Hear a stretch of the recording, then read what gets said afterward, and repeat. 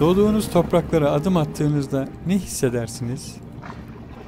Bağrında ekmek yediğiniz, yuva bulduğunuz, huzura erdiğiniz şehrinize ulaştığınızda. Ben söyleyeyim.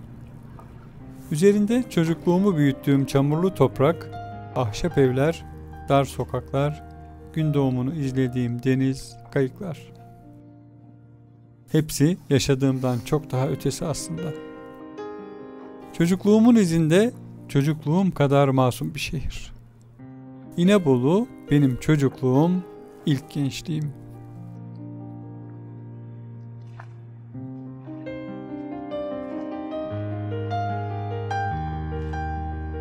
İlk gençlik yıllarımda sürekli gelirdim buralara. Saatlerce suyun kayıklara vuran sesini dinlerdim tek başıma. Kendimi dinlerdim. Neler hayal etmezdim ki? Bu kıyılardan ufuklara bakmış o eski insanları, enginlere açılmış eski denizcileri, yitip giden anıları, hatıraları. Benim neslim doğduğu topraklardan ayrılmak zorunda kalan bir nesil oldu.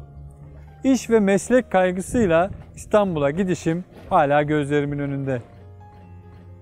Belki o ilk gençliğin verdiği heyecan, belki de iyi bir işte, iyi bir yerlere gelme arzusu bizi bir şekilde ayırdı toprağımızdan. Fakat içimizden söküp atamadığımız bir gün memlekete geri dönme arzusu hiçbir zaman dinmedi. Gurbette tam 23 yıl. Açıkçası şimdi burada olmaktan gerçekten çok mutluyum.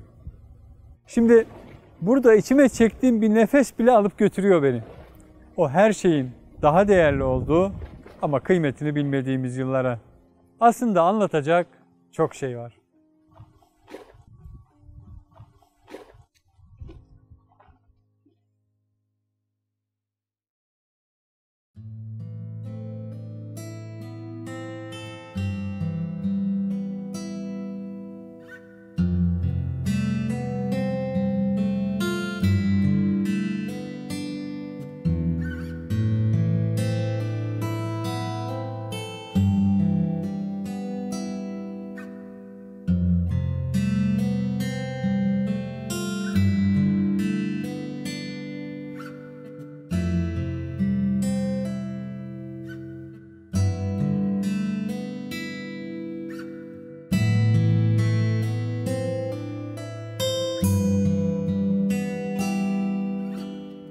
Kastamonu'da ahşap konakları gezerken evler yaşanmışlıkları saklar demiştim. İnebolu'nun tarihi aşı boyalı ahşap evleri. İnanın hepsi bir şeyler anlatır size. Dinlemeyi bilirseniz. İnebolu evlerinin kendine özgü mimari bir tarzı var. Genellikle üst katlar ahşap ve çıkmalarla hareketlendirilmiş. Bu çıkmalar üçgen bir alınlıkla son buluyor. Zemin kat ve yapının temeli rutubeti önlemek ve yapının daha uzun ömürlü olması için genellikle taştan. Bazıları restore edilmiş bu evlerin. Yaşıyor, hikayesine devam ediyor. Üzücü olan bazıları terk edilmiş. Bazıları ise maalesef yıkılmak üzere. Fakat en acısı da bu evlerin gözünüzün önünde yıkılıp gidiyor olmaları. Şehrin estetik ve onu anlamlı kılan dokusunun her geçen gün eksiliyor olması. Bundan 100 yıl sonra da biz İnebolu olarak bu evlerin burada olmalarını garanti altına alamıyorsak daha kat etmemiz gereken çok yol var demektir.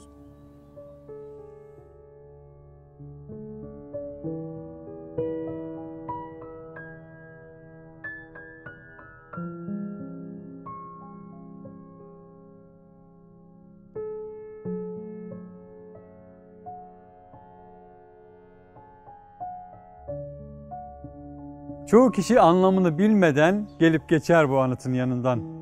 Ben de çocukluğumda çok geçtim buradan. Bu taşın ne anlama geldiğini bilmeden. Biz maalesef pek çok değerimize bu şekilde yaklaşıyoruz. Yanından geçip gidiyoruz, fark etmiyoruz. Fark etsek de umursamıyoruz. Umursamadığımızda yetmezmiş gibi tutup kendi ellerimizle yok ediyoruz. İşte ilkokulu Tosya'da, liseyi Kastamonu Lisesi'nde bitiren ve İstanbul Tıbbiye Mektebi'nden mezun olduktan sonra İnebolu'ya atanan genç bir doktorun hikayesi var burada. Tosyalı İsmail Hakkı Bey.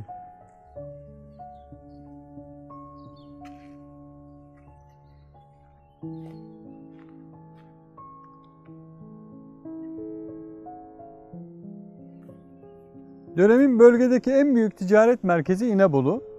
Aynı zamanda milli mücadelenin de lojistik merkezi. Yine o dönemin bölge hastanesi olan İnebolu Hastanesi'nde başarılı çalışmalar yapan İsmail Hakkı Bey kısa sürede başhekim olur. Yaptığı çalışmalar Ankara'dan da duyulur ve askerler arasında baş gösteren bit salgınını önlemek amacıyla Ankara'ya çağrılır.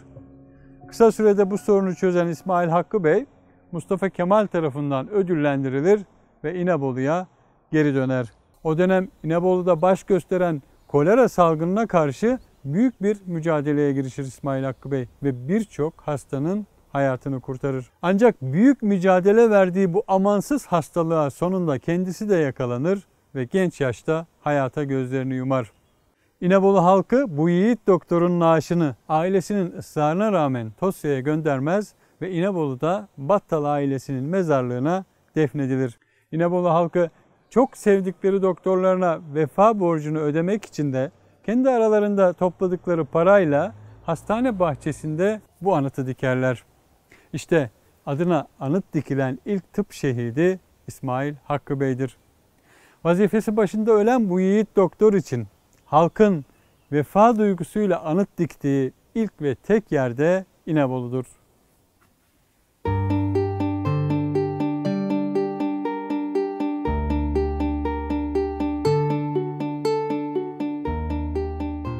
Bilmediğimiz, belki değer vermediğimiz, bir kenarda yok olmaya terk ettiğimiz, seyrettiğimiz o kadar çok hikaye var ki ve sahip çıkmadığımız bütün o hikayeler aslında toplumsal aidiyetimizden eksilen bir parça.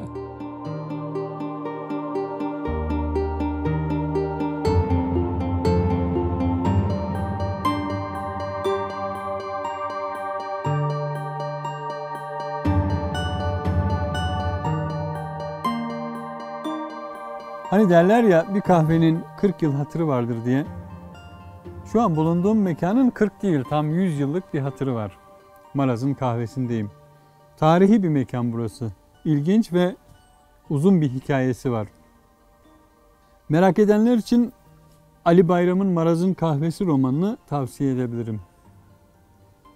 İnebolu için bir zamanların Pierre Loti'si burası. İnebolulu entelektüellerin buluştuğu, sohbet ettiği bir mekan. Hatta İnebolu'dan geçen birçok şair ve yazar da uğramış bu mekana. Nazım Hikmet'in güzel de bir İnebolu şiiri var. Yaşanmışlıklar. Bir şehri önemli kılan aslında yaşanmışlıklar değil mi? Biz aslında o yaşanmışlıklar, o hikayeler üzerinden yorumluyoruz tarihi. Bir mekanı tarihi kılansa o mekana dair tüm yaşanmışlıklara uzanma isteğimiz. 1900'lü yıllarda bu topraklarda hayat bulan nice insanın anıları var buradan. İşte sanırım insanı asıl cezbeden de burası. Yaşanmışlıklar ve bir daha asla yaşanamayacak olanlar.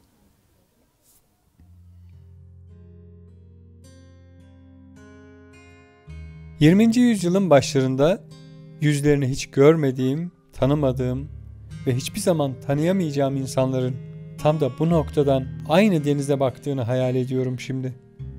Belediye binasında çalışan bir memurun vatanın içinde bulunduğu ahvale dair yeni havadisleri arkadaşlarına anlatırken yüzünün aldığı ifadeye bakıyorum. Bir çocuğun bütün her şeyden habersiz güneşe sevinçle koşuşunu, bir İnebolu denizcisinin vira bismillah diyerek sabahın kör vaktinde demir almasını izliyorum.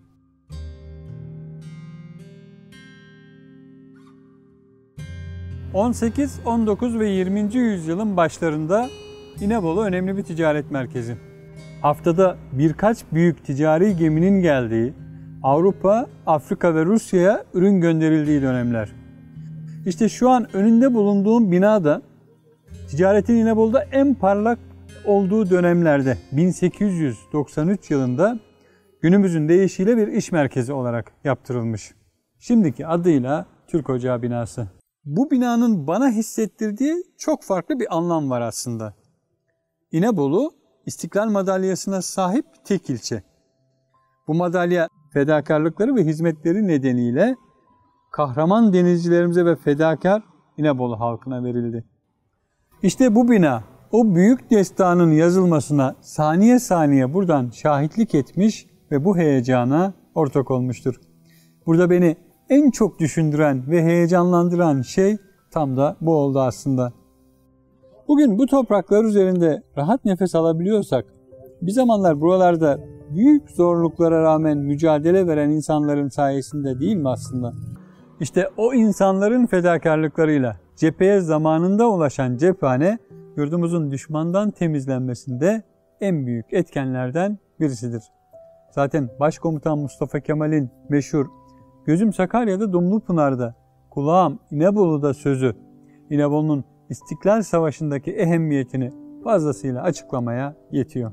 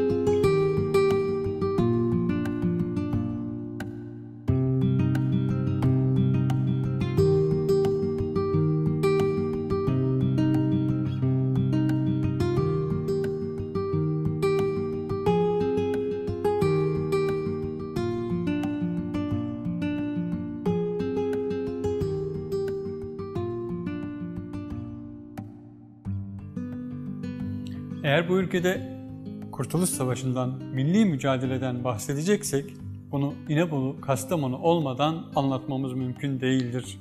Yarım kalır, eksik kalır. Çoğunlukla sadece İnebolu'dan gelen cephane diye bahseder tarih kitapları bundan. Ne şekilde, hangi şartlarda? Her yıl 9 Haziran'ı İnebolu Kahramanlık ve Şeref Günü olarak kutlarız. Ancak kendi sesimizi kendimiz bile duymayız. Oysa 9 Haziran ülkece, milletçe anmamız ve hatırlamamız gereken bir gündür. Aslında 9 Haziran İstanbul-İnebolu ve İnebolu-Ankara arası tam 3 yıl süren, en az cephe kadar önemli cephe gerisi destanının ortak adıdır. Nice kahramanlık öyküleri vardır bu güzergahta. Rahime Kaptan, Halime Çavuş, Şerife Bacı, Şaban Reis, Hamamcı Kadı Salih Efendi ve daha niceleri. Nice adı konmamış hikaye yatar bu topraklarda. Müzeler aslında yaşanmışlıklara ait izleri, o döneme ait bütün eşya ve belgeleri bir odanın içinde biriktirme eylemimizdir. Bir şehrin tüm anılarını bir binaya sığdırma, bir binaya toplama isteğimiz. Biz müzelere yalnızca ilgi çekici olduğu için gitmeyiz. Toplumsal bilinçaltımızda saklı duran, neye, nereye ait olduğumuz gerçeğiyle yüzleşmek için gideriz aslında. Atalarımız nasıl yaşadı, nasıl savaştı, hangi kıyafetleri giydi, hangi eşyaları kullandı, ondan kalan bir iz, ona uzanan bir ipucu var mı? Bütün bu sorular toplumsal belleğimize gizlenen ve bizi içten içe kuşatan aidiyet arayışımızın bir parçasıdır aslında. Aslında biz müzelere tek bir şey için gidiyoruz. Kim olduğumuzu öğrenmek için. 9 Haziran 1921 Ramazan Bayramı'nın birinci günü. Tarihte örneğine çok az rastlanabilecek bir hadise yaşanır İnebolu'da. O gün 2 Yunan zırhlısı Panter ve Kılkış İnebolu önlerine gelir ve tüm cephanenin kendilerine teslim edilmesini, tüm kayıkların yalıya getirilerek imha edilmesini, aksi halde şehri yerle bir edeceklerini söylerler. İnebolu için çok ciddi bir tehdittir bu. Daha da önemlisi Kurtuluş Savaşı'nın umudu mühimmat tehdit altındadır. Çarşı içindeki cephane çoğunluğu yaşlı kadın ve çocuklardan oluşan halk tarafından olabildiğince hızla top menzili dışına 2 çaydaki depoya taşınır. Bir süre sonra verilen mühlet dolar ve düşman zırhlıları İnebolu'yu bombalamaya başlar. Onlara yaklaşık olarak bulunduğum bu mevkiden, Kelseymen Tepesi'nden elimizde bulunan 2 adet 8,5'luk sahra topuyla karşılık vermeye çalışırız.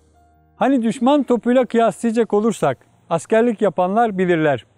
Bizim topların attığı mermi onların mermisinin yanında uçak savar mermisine karşı 7,65'lik tabanca mermisi etkisindedir. İlk birkaç atıştan sonra toplardan biri arızalanır ve tek topa kalırız. O tek topun attığı mermilerden birisi Panter'in bacasını sıyırarak geçer ve yanında denize düşerek birkaç metrelik su sütunu oluşturur. Bunun üzerine 2 Yunan zırhlısı Panter ve Kılkış hızla uzaklaşır. O bombardımanda İnebolu'ya tam 250'den fazla top mermisi atılmıştır. Birçok bina yıkılır, birçoğu ağır hasar alır.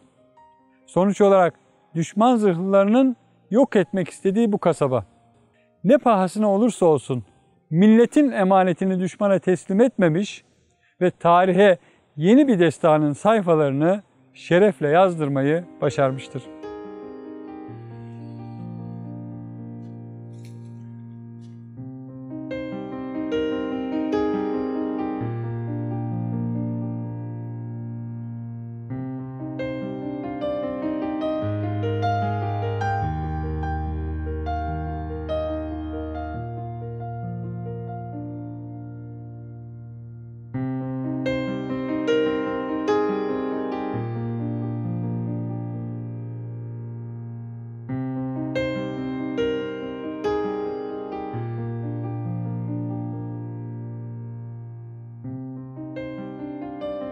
...1640 yılında İnebolu'ya gelen Evliya Çelebi ünlü seyahatnamesinde şöyle der: "Deniz kenarında Ceneviz yapımı beşgen şekilli sağlam bir kalesi vardır ki dillerle, kelimelerle anlatılamaz." Evet, denizden Abaştepe'ye, yani şu an bulunduğum yere doğru bir zamanlar bir kale vardı burada. Ancak günümüze kalenin varlığına dair çok küçük izler dışında bir şey kalmamış maalesef. İnebolu yakın geçmişte olduğu gibi çok eski dönemlerde de bölgenin önemli bir kenti. İlk kuruluşu bilinmemekle birlikte yapılan araştırmalardan Lidyalılar dönemine kadar sağlıklı bilgi alabiliyoruz. Bilinen ilk adı Abonotekos. Her yere hakim, kale anlamına geliyor. Lidyalılardan sonra Persler ve sonrasında Roma hakimiyeti başlıyor İnebolu'da. Ve Roma döneminde İonya kenti anlamına gelen Ionopolis adını alıyor. Romalılardan sonra Bizans ve sonrasında ise Selçuklu ve Beylikler dönemi başlıyor. Ve Selçuklu döneminde bugünkü adını, yani İnebolu adını alıyor. Osmanlı'nın Anadolu'daki tüm beylikleri kendisine bağlamasıyla da Osmanlı hakimiyetine giriyor İnebolu. İnebolu hemen her dönem hakimiyetinde bulunduran toplumlara Karadeniz kıyısında hem bir karakol hem de bir ticaret merkezi olarak hizmet vermiş. Özellikle son 3 asırda önemli bir ticaret merkezi olan İnebolu, 20. yüzyılın ikinci yarısından itibaren araçların çoğalması, yolların açılması ve ülkece denizciliği önemsizleştirmemiz nedeniyle etkisini yitirmiş. Bugün bile hala İnebolu limanını ve deniz taşımacılığını konuşuyor olmamız, çok da uzak olmayan geçmişi düşündüğümde yüreğimi sızlatıyor açıkçası. Şimdi bu bölgede kısa bir gezinti yapmayı düşünüyorum. Kim bilir geçmişe dair bana yüzlerce, belki binlerce yıl öncesini hissettirebilecek birkaç ipucu yakalayabilirim.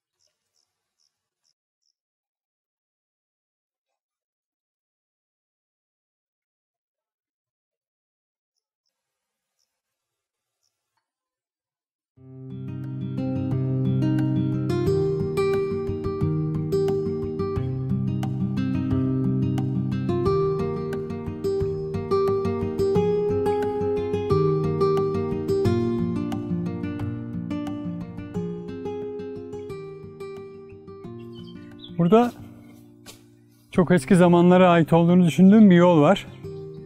Yer yer yıkılsa da önemli bir kısmı halen açık. Bu yol bu bölgede bir yerleşim yeri olduğunun bence en büyük kanıtı. Kim bilir belki de denizden gelecek saldırılara karşı sığınak olarak kullanılıyordu buralar.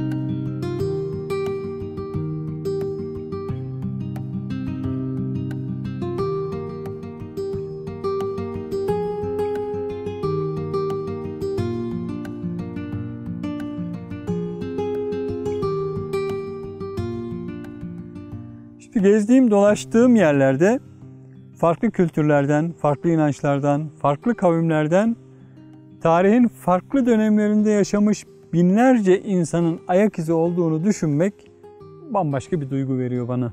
Daha önce Taşköprü'de Kaya Mezarı'nı gezerken de görmüştük. Orada da aynı duyguları hissetmiştim.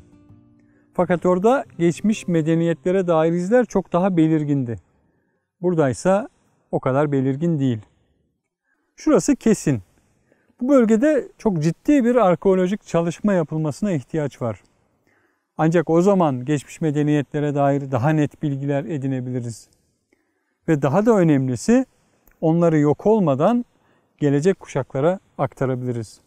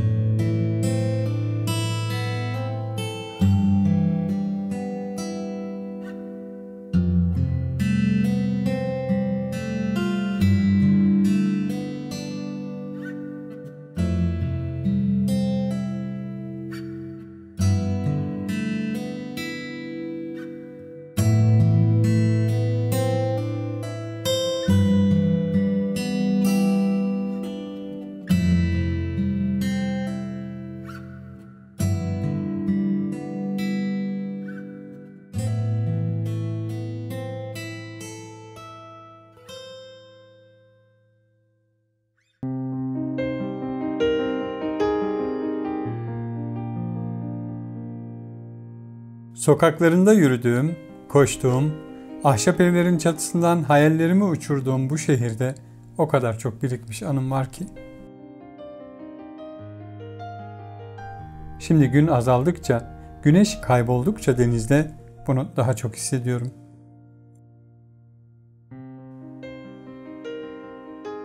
Şimdi yüreğimi saran tüm duygularla aidiyetimi sunduğum bu memlekete büyük bir vefa borcum olduğunu daha iyi anlıyorum.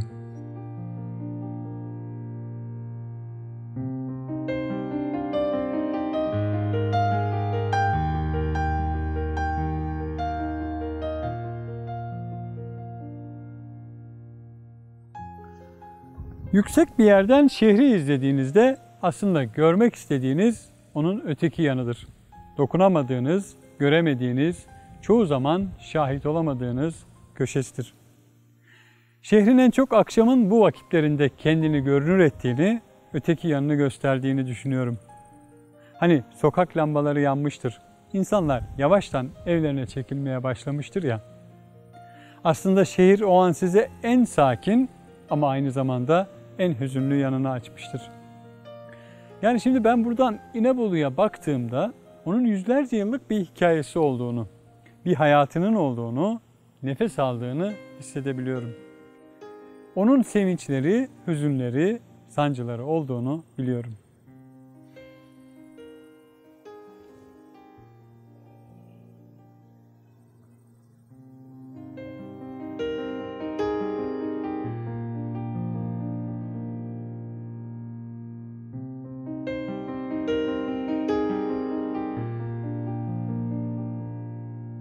Şimdi yitip giden bir günün daha ardından yine senin sokaklarında yürüyorum.